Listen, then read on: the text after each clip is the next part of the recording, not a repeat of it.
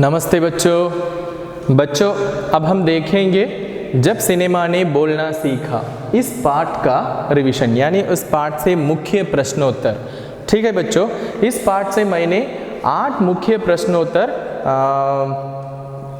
बनाया है। तो इस 8 प्रश्नोत्तर का अर्थ के साथ आज हम देखते हैं। मैं आपको सिखाता हूं कि इस प्रश्न का अर्थ क्या है।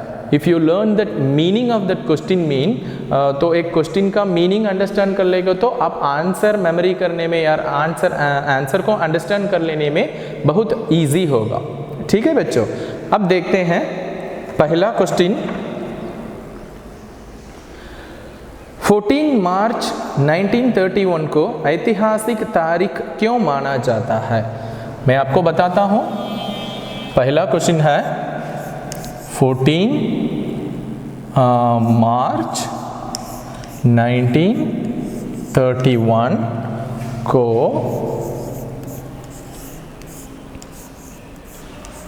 ऐतिहासिक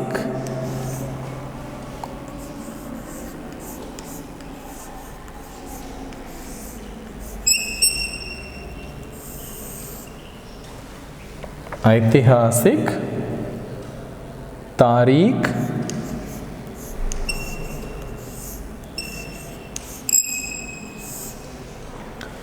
क्यों माना जाता है?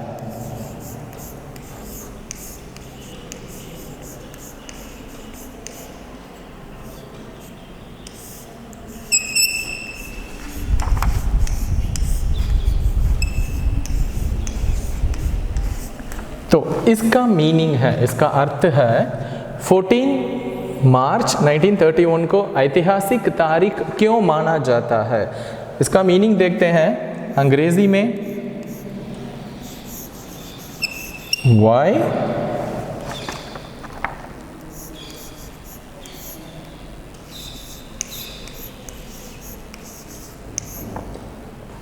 March 31 Why is, ठीक है, यहाँ पे देखते हैं ऐसा। Why is 14 March 1931 viewed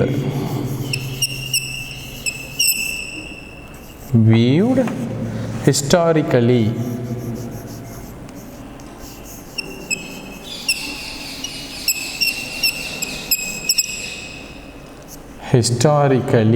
significant day?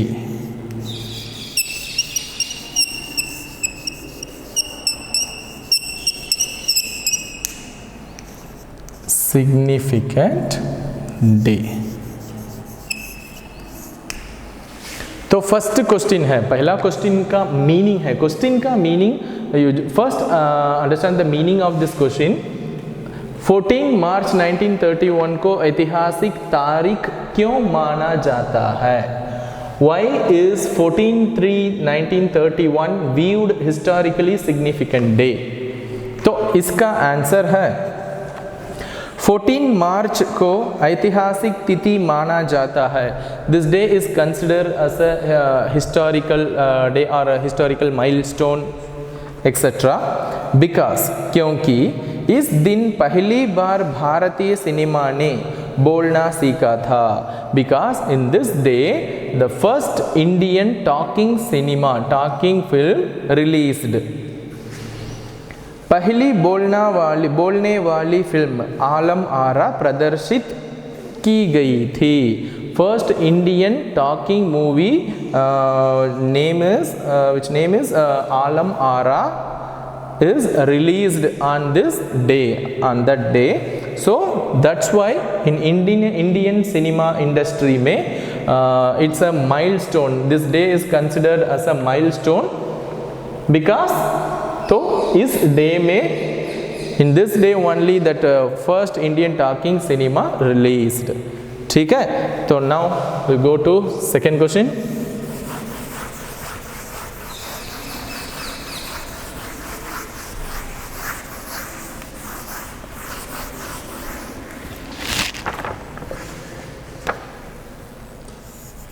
Second one,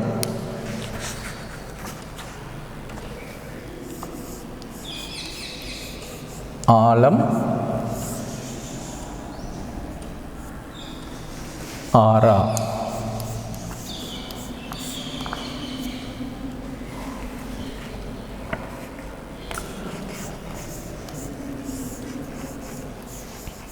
film के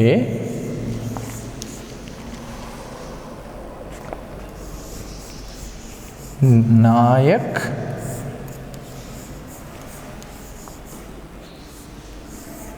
नायिका कौन थे?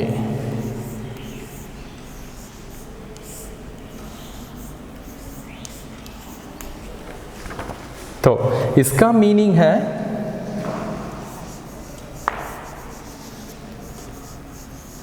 who were the hero and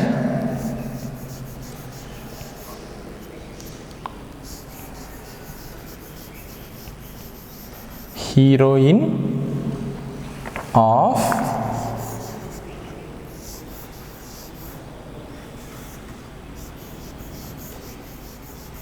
Alam Ara. Second question का मीनिंग है आलम आरा फिल्म के नायक नायिका कौन थे? आलम आरा फिल्म के, which mean who are the hero and heroine of Alam Ara? Because तो एक मूवी मेक करते हैं तो वो मूवी में हीरो एंड हीरोइन का कंपलसरी होना चाहिए। वो हीरो हीरोइन तो Indian first talking cinema Alam Ara में हीरो एंड हीरोइन कौन थे? इसका आंसर है आलम आरा फिल्म की नायिका थी जुबैदा व नायक थे विट्ठल। ये दोनों ही अपने समय के मशहूर अभिनेता थे। आलम आरा फिल्म की नायिका तो आलम आरा मूवी की हीरोइन, मूवी है ना आलम आरा मूवी, उस मूवी का मूवी की हीरोइन थी जुबैदा और हीरो थे विट्ठल। ये दोनों ही अपने समय के मशहूर अभिनेता थे। तो these both hero and heroines were very much famous on that period. तो उस पीरियड के सबसे फेमस और फेमिलियर हीरो हीरोइन थे। So that's why producer select them, जो हमारे अर्धेशीर ने इनको सेलेक्ट किया और हीरो हीरोइन का रोल दिया था। He gave the chance to act as a hero and heroine of Alam आरा। तो अब हम नेक्स्ट क्वेश्चन पे जाते हैं, थर्ड वन।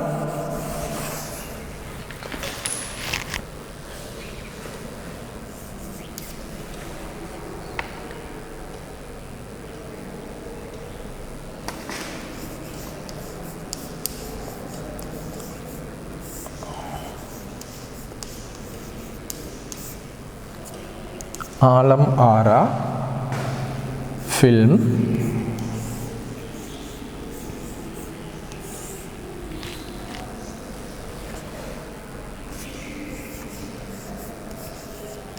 सर्वप्रथम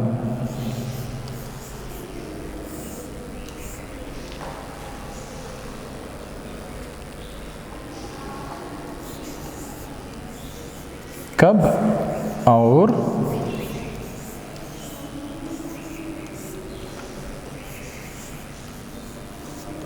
कहाँ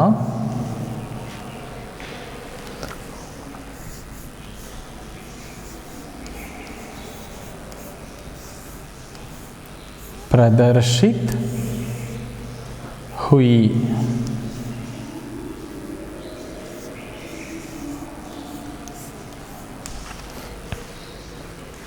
ओके, आलम आरा फिल्म सर्वप्रथम कब और कहाँ प्रदर्शित हुई?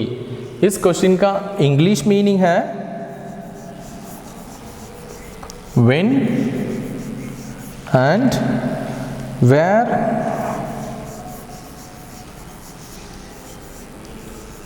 was this film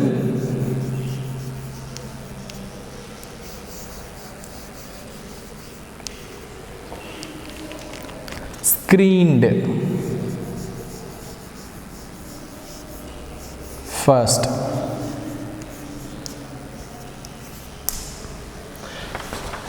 Alam Ara film सर्वप्रथम कब और कहाँ प्रदर्शित हुई? इसका मीनिंग है when and where was this film screened first? तो दिस फिल्म, यहाँ पे ये दिस किसे मेंशन करता है? आलम आरा फिल्म, ठीक है। तो इसका मीनिंग है आलम आरा फिल्म सर्वप्रथम कब और कहाँ प्रदर्शित हुई? तो व्हेन एंड वेयर, इसका रिलीज कहाँ पे किया गया, वेरी फर्स्ट, ठीक है। आंसर देखते हैं। आलम आरा फिल्म सर्वप्रथम 14 मार्च 1931 को मुंबई के सिनेमा घर मीन्स सिनेमा थिएटर, सिनेमा घर विच मीन, तो इसे अंडरलाइन करके लिख लेना, सिनेमा घर तो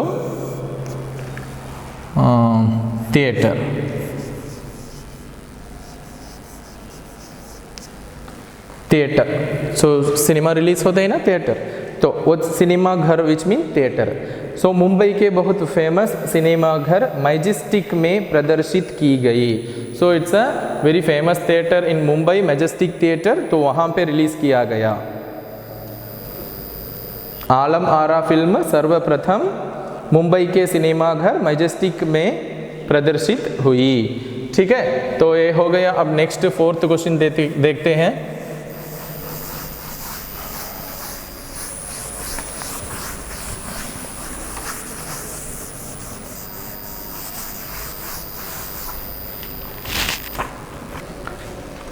चौथा प्रश्न,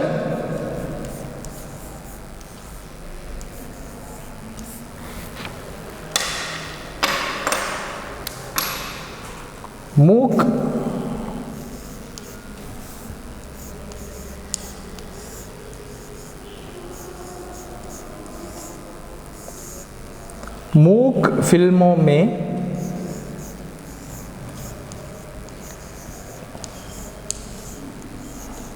कैसे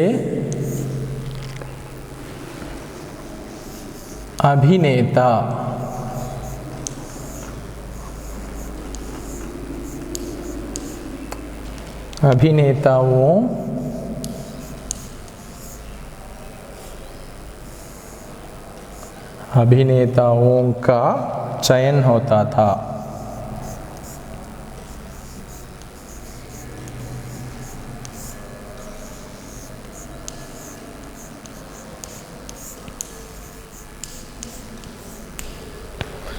तो इसका अर्थ है मूक फिल्मों में कैसे अभिनेताओं का, अभिनेता मीन्स इसका मीनिंग है एक्टर्स।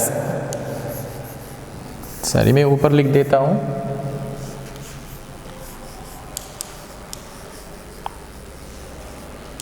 एक्टर्स, ठीक है। तो इनको कैसे सेलेक्ट करते थे? तो इसका मीनिंग है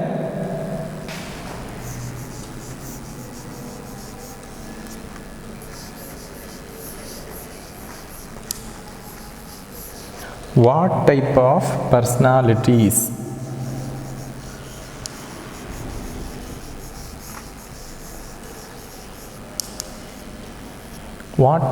personalities were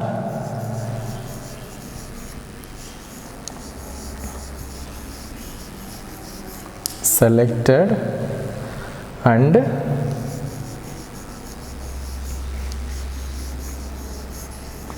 deployed in the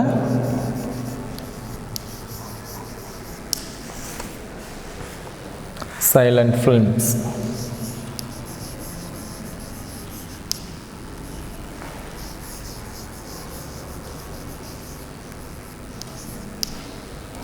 तो एक क्वेश्चन है, फोर्थ क्वेश्चन, मूक फिल्मों में कैसे अभिनेताओं का चयन करते थे? चयन means selection.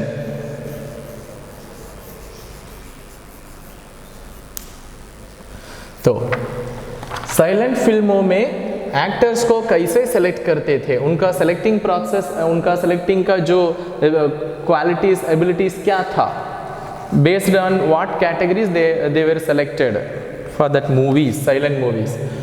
What type of personalities were selected and deployed in the silent films? What type of personalities were selected and deployed in the silent films? इसका आंसर है मूक फिल्मों में पहलवान शरीर वाले, करतब दिखाने वाले और उछल कूद करने वाले अभिनेताओं का चयन किया जाता था। मूक फिल्म तो साइलेंट फिल्म तो 1931 मार्च 14 के बिफोर की इंसिडेंट होते हैं, तो उसके before only silent movies release होते थे। उनका जो कैटेगरीज जो हीरो या heroine whatever it is, उसमें जो क्वालिटीज़ तो उनका होता है कि मूक फिल्मों में पहलवान शरीर वाले, जाइजेंटिक पर्सनालिटी है no, exercise body, muscular body होना चाहिए और बहुत ऊंचे लंबे यानी देखने में बहुत बड़े बॉडी बिल्डर जैसा। करतब दिखाने वाले यानी उनको पास बहुत स्पेशल टैलेंट यानी लाइक फाइट सीन्स किए जैसे या बहुत सारे टैलेंट दिखाए जैसा। उछल कूद करने वाले, उछल कूद तो स्टंट करने वाले अभिनेताओं का चयन किया जाता था, विच मीन वहाँ पे उतना नॉलेज का इम्पोर्टेंस नहीं दिया गया।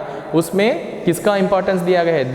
वहाँ पे इम्पोर्टेंस दिया गया है कि ओनली फिजिकल, उनका फिजिक्स कैसा है यानी उनका फिजिकल अपीयरेंस कैसा है। Based on that category they are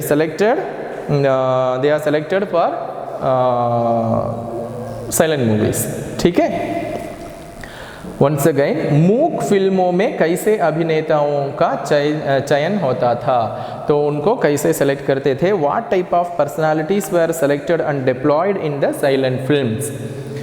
मूक फिल्मों में पहलवान शरीर वाले, वो अच्छे और जिम बॉडी जैसा, करतब दिखाने वाले, बहुत उनका टैलेंट एक्सप्रेस किए जैसा और उछल कूद स्टंट किए जैसा पर्सनालिटीज को यानी एक्टर्स को सेलेक्ट करते थे। तो अब नेक्स्ट क्वेश्चन जाते हैं कि फिफ्थ वन,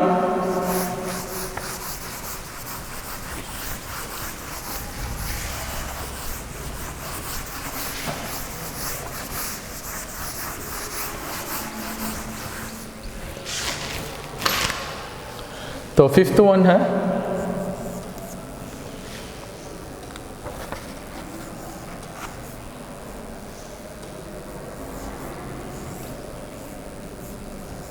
अर्देशीर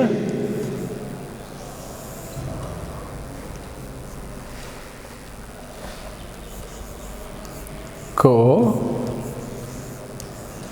कब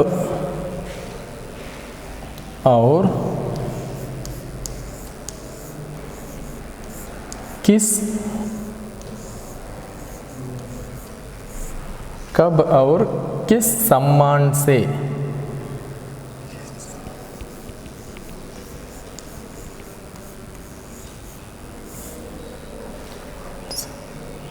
पुरस्कृत किया गया?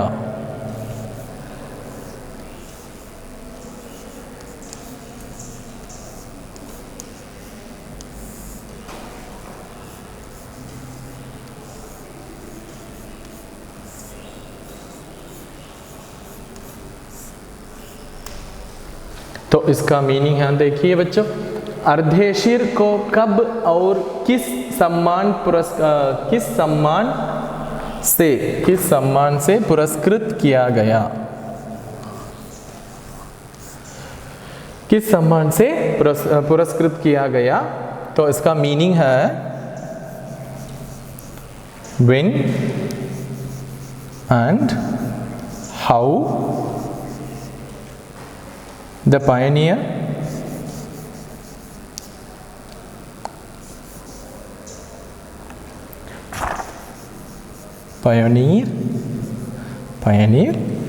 of talking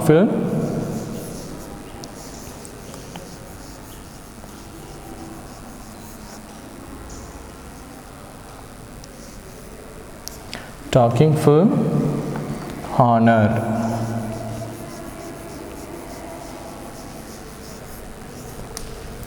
तो मीनिंग है इस क्वेश्चन का, अर्धेशीर को कब और किस सम्मान से पुरस्कृत किया गया? तो इसका मीनिंग है when and how the pioneer of talking film honored। तो हमारे अर्धेशीर कौन थे? He is a father of father of talking film in India.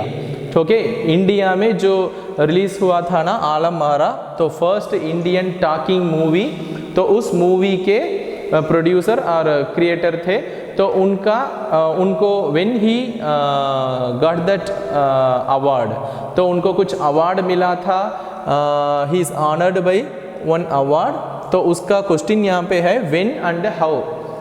ठीक है, इसका आंसर देखते हैं। अर्देशीर को सन 1956 में आलम आरा फिल्म के 25 वर्ष पूरे होने पर, तो आलम आरा रिलीज होके आफ्टर 25th ईयर, सो 25 इयर्स कंप्लीट होने के बाद, पूरे होने पर भारतीय सावक फिल्मों का पिता का पुरस्कार मिला। तो he got the award, he is honored by this award. What award? He is a father of Indian talking cinema. ऐसा award से उनको honor किया गया। He is honored by what award?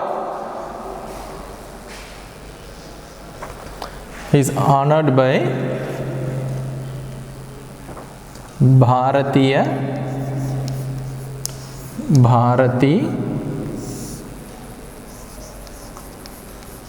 सावक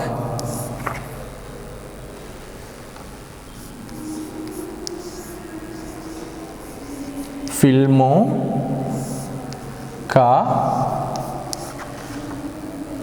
पिता। तो ये अवार्ड से उनको ऑनर किया गया। इसका मीनिंग क्या है? फादर ऑफ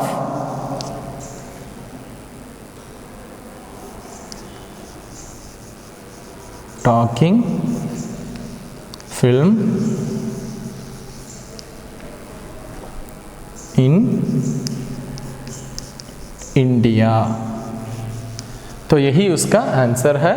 तो इसमें क्या कहते हैं, अर्देशीर को कब और किस सम्मान से पुरस्कृत किया गया? अर्देशीर को 1956 में, after releasing that Alam Ara movie, when it completed the 25th year, after completing the 25 years, भारतीय सावक फिल्मों का पिता, father of talking film in India, तो ऐसा अवार्ड उनको मिला था। ठीक है, तो अब नेक्स्ट क्वेश्चन पे जाते हैं।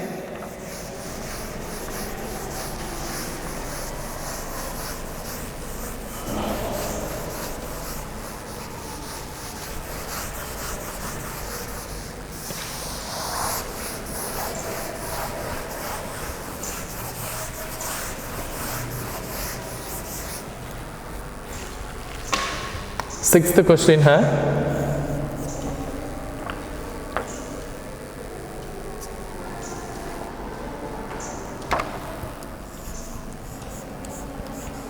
सावक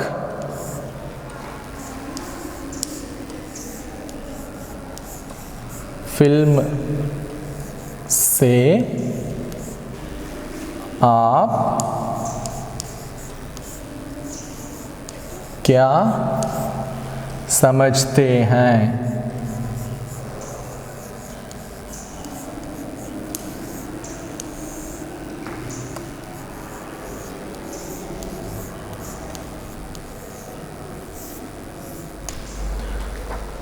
तो इसका मीनिंग देखते हैं।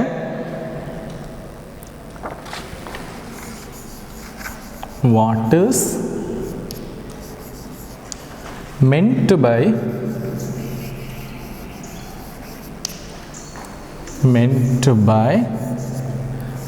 talking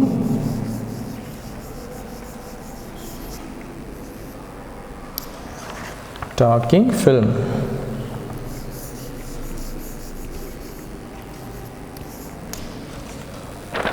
सावक फिल्म से आप क्या समझते हैं? Which mean what is meant by talking film? तो टॉकिंग फिल्म तो क्या है? तो बिफोर 14 मार्च 31 1931 के बिफोर कैसे फिल्म रिलीज होते थे? Silent films. तो साइलेंट फिल्म विच मीन उसका एक एग्जाम्पल बता सकते हैं कि माइम शोज में जस्ट एक्शन होता है, उसमें कोई डायलॉग नहीं होते, सॉन्ग्स नहीं होते और कुछ they can not open their mouth, they can not express through dialogues, they are just acting. तो उसमें जस्ट एक्शन होता है लाइक माइम शोज। बट सावक फिल्म तो टॉकिंग फिल्म होते हैं। तो इसे अर्देशीर ने फर्स्ट उनको इंस्पिरेशन कहाँ से मिला था? when he watched that movie, Hollywood movie, in 1929 he watched that Hollywood movie, which means that is a talking movie. So after that he decided to take one talking Indian movie. तो उसमें उन्होंने decide किया, अर्देशीर ने he decided that Alam Ara movie make करने के लिए। और उसमें बताया था कि उसमें साउंड सिस्टम यूज़ करेंगे और आर्टिफिशियल लाइटिंग्स यूज़ करेंगे और सॉन्ग्स होगा और फाइट्स होगा और डायलॉग्स होंगे। और उसमें म्यूज़िकल इंस्ट्रूमेंट मेनली क्या क्या म्यूज़िकल इंस्ट्रूमेंट्स यूज़ किया था? तबला, हारमोनियम और वायोलिन। जस्ट वायोलिन, ये 3 टाइप ऑफ म्यूज़िकल इंस्ट्रूमेंट को थ्रू आउट द मूवी में यूज़ किया था। ठीक है, तो इसका आंसर है जो फिल्म बोलने वाली होती हैं उसे सावक कहते हैं। Which movie is which is talking, तो डायलॉग बोलते हैं और उसमें साउंड बाहर आता है। तो वो जो भी कैरेक्टर्स, एक्टर या hero heroine what ever it is, तो अपना डायलॉग बोलते हैं और उसे इट शुड बी ऑडियबल होता है, तो उसे टॉकिंग फिल्म या तो हिंदी में सावक फिल्म कहते हैं। ठीक है, अगला प्रश्न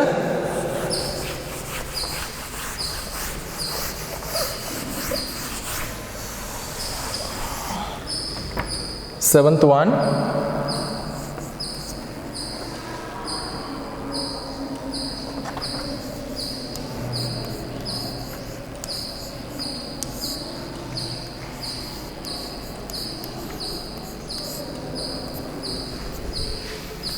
आलम आरा ने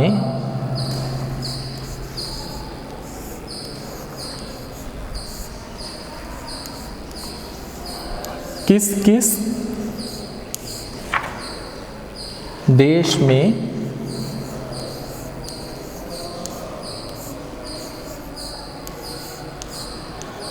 सफलता पाई?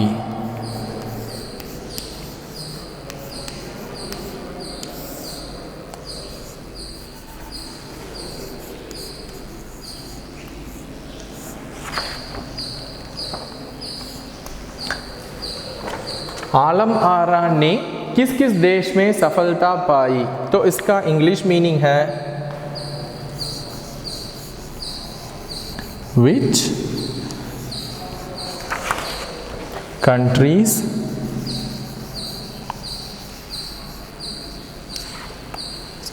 Did the film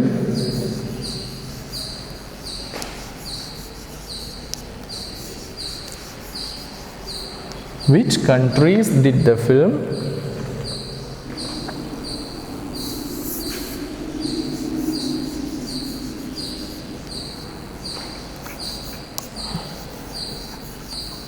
Alam Ara get success?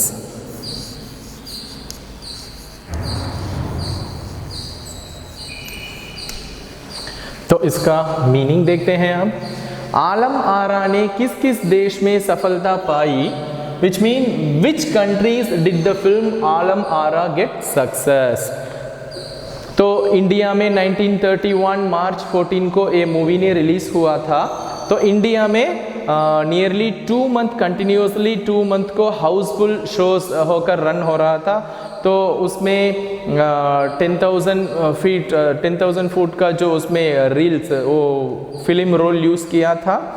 और उसके बाद ये इंडिया में एक बहुत बड़ा एक फिल्म इंडस्ट्री में एक रेवोल्यूशन जैसा था। इतना बहुत बड़ा हाउसफुल शोज़ हो रहे थे और बहुत लॉन्ग ड्यूरेशन तक यहाँ पे सक्सेसफुली रनिंग हो रहा था। और उसके बाद आफ्टरवर्ड्स तो इंडिया के एक्सेप्ट इंडिया में इंडिया से लेकर श्रीलंका, और बर्मा और एशिया, वो क्या है,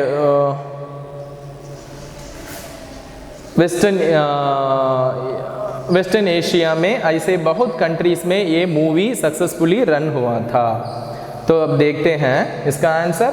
आलम आरा ने भारत में अपार सफलता पाने के बाद, after getting a grand success in India, grand success होने के बाद श्रीलंका, बर्मा और पश्चिम एशिया में, तो श्रीलंका, बर्मा और वेस्ट एशिया में अपनी महत्ता का डंका बजाई।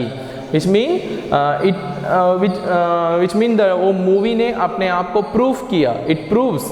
तो वहाँ पे एक बहुत बड़ा ग्रैंड सक्सेस और ब्लॉकबस्टर मूवी जैसा रिलीज हुआ था। ठीक है, तो वंस अगेन आलम आरा ने किस किस देशों में सफलता पाई, which countries did the film Alam Ara get success? Answer है आलम आरा ने भारत में अपार सफलता पाने के बाद, after getting a grand success in India, Sri Lanka, Burma और पश्चिम Asia, Sri Lanka, Burma and west Asia में अपनी महत्ता का डंका बजाया। It become a very big blockbuster movie. ठीक है, तो अब देखते हैं अगला प्रश्न।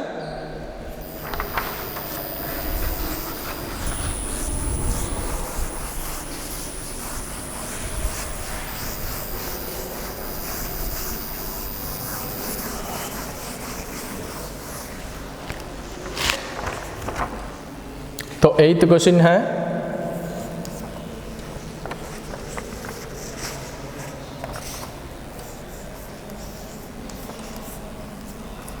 जब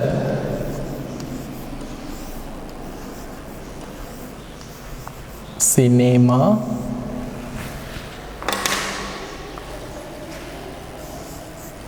ने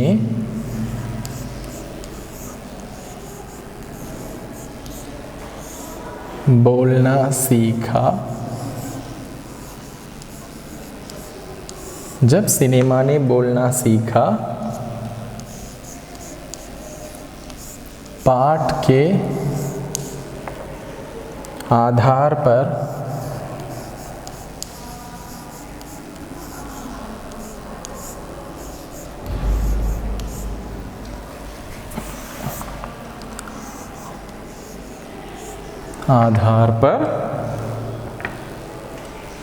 बताइए कि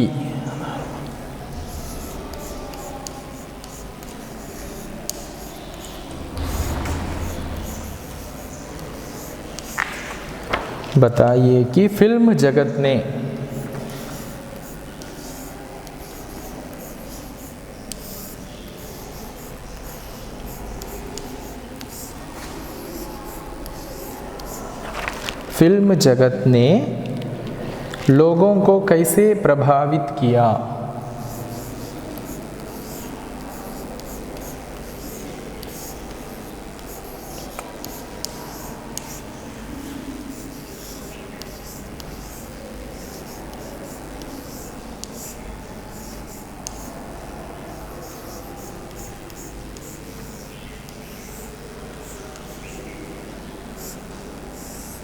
प्रभावित किया।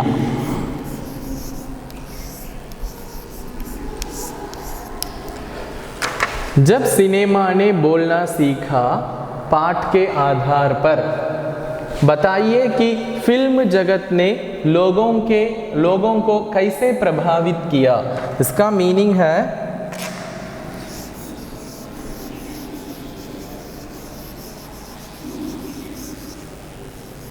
according to this lesson,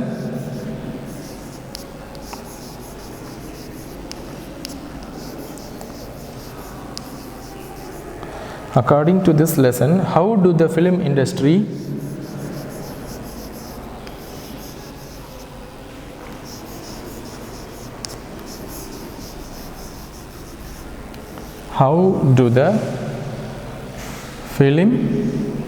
film industry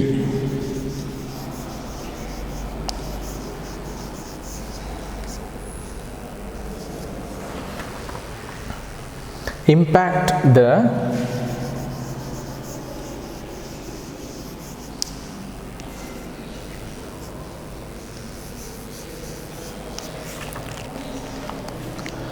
life of the people.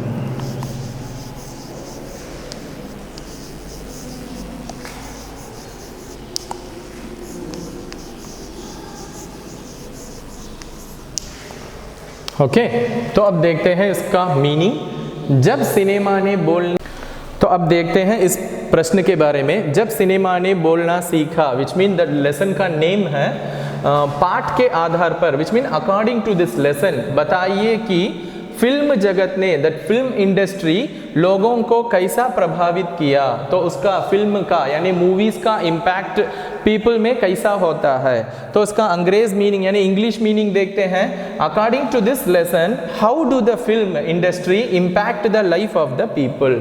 तो जो फॉर एग्जांपल हम एक कोई मूवी देखते हैं, यानी अब कुछ लेटेस्ट मूवी जो भी देखते हैं, तो लड़के क्या करते हैं, boys they are imitating that hero. कोई बहुत बड़ा फेमस स्टार होता है तो उसके जैसा ड्रेस करना, यानी क्लॉथ्स खरीदते हैं, उसका हेयर स्टाइल फॉलो करते हैं, उसका जो भी बॉडी लैंग्वेज है उसे फॉलो करने में बहुत सारा प्रयत्न करते हैं, यानी ट्राई करते हैं, एफर्ट लाते हैं कि he wants to become like that star और दिस पर्टिकुलर कोई भी स्टार होते हैं उनको फॉलो करते हैं।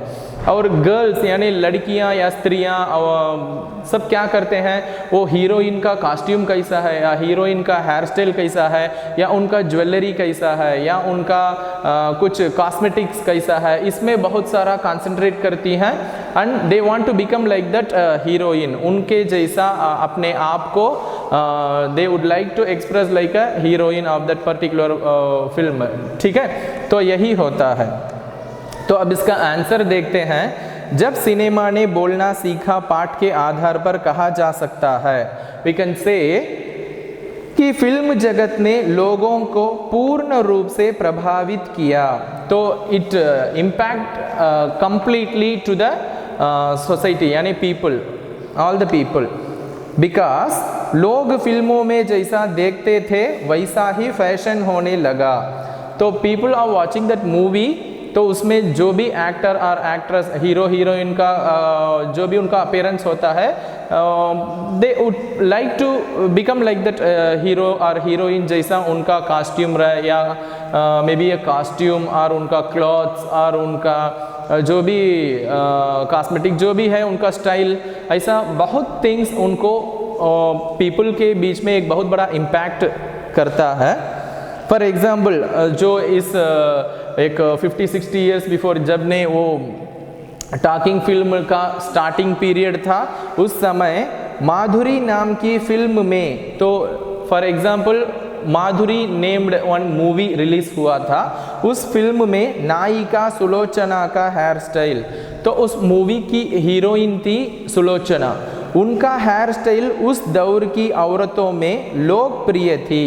तो उन पीरियड यानी वो टॉकिंग मूवी रिलीज हुआ था ना 1930 समथिंग, 1930 और 1930 प्लस, उस पीरियड में जो पीपल थे तो उस पीरियड में सबसे बहुत फेमिलियर हो गया था उस हीरोइन का हेयर स्टाइल, उस दौर की औरतों में लोकप्रिय थी। तो उस पीरियड में जो लेडीज थी they are very much admired about her hair style, that heroine's hair style. फिल्मों के आधार पर लोगों का रहन सहन एवं भाषण पूरी तरह प्रभावित थी। तो जो फिल्म में हीरो हीरोइन होते हैं उनको इमिटेट किए जैसा, यानी उनको फॉलो किए जैसा अपने लाइफस्टाइल में बहुत सारे चेंजेस को people easily they bring to their life, real life, real life को लाने को ट्राई करते हैं। और इंक्लूडिंग दैट लैंग्वेज ऑल्सो, जो उन लैंग्वेज बोलते हैं और उनका डायलॉग्स होता है वो डायलॉग बोलकर दिखाते हैं। और आजकल we can see many children they can say that for example TikTok तो अब बैंड कर दिया है। तो before banning that TikTok it's a very famous app था, उसमें जो भी फेमस डायलॉग्स यानी मूवीज़ का डायलॉग होता, हीरो हीरोइंस का डायलॉग है, उसे ऑर्डिनरी कॉमन पीपल भी उसे इमिटेट करके उस हीरो हीरोइन जैसा डायलॉग बोलकर बहुत ट्रेंडी हो रहे थे। तो ये सब एक फिल्म इंडस्ट्री का इम्पैक्ट है तो सोसाइटी में, तो उसके बारे में ये क्वेश्चन बताया गया है। ठीक है बच्चों, ये 8 प्रश्नोत्तर अपने क्लास वर्क में कॉपी कर लेना और अच्छी तरह से इसका मीनिंग अंडरस्टैंड करके पढ़ना, और पढ़कर जो डाउट होगा तो उसे, जो वोकैबुलरीज मैंने लिखा था उसे देखकर अपना डाउट्स क्लियर कर लेना। ठीक है बच्चों, धन्यवाद।